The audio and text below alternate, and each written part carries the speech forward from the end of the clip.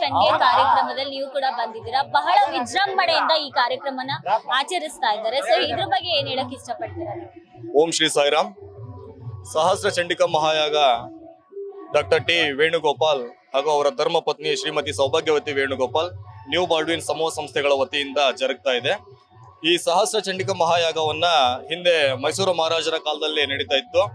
ಇವಾಗ ನಮ್ಮ new Baldwin ಸಮೂಹ ಸಂಸ್ಥೆಗಳಿಂದ ಏರ್ಪಡಿಸಲಾಗಿದೆ. ಇಲ್ಲಿ 20ನೇ ತಾರೀಕು ನಿನ್ನೆಯಿಂದ ಸ್ಟಾರ್ಟ್ ಆಗಿ 26ನೇ ತಾರೀಕಿನವರೆಗೂ ಜರುಗ್ತಾ ಇದೆ. ಇಲ್ಲಿ ಪ್ರತಿನಿತ್ಯ ಒಂದೊಂದು ಕಾರ್ಯಕ್ರಮಗಳು ಜರುಗ್ತಾ ಇದಾವು.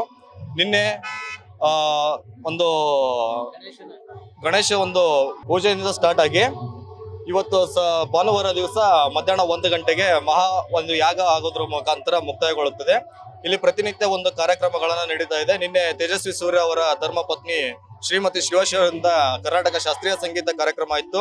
ಇವತ್ತು ಹರಿಕತೆ ಕಾರ್ಯಕ್ರಮ ನಡೀತಾ ಇದೆ.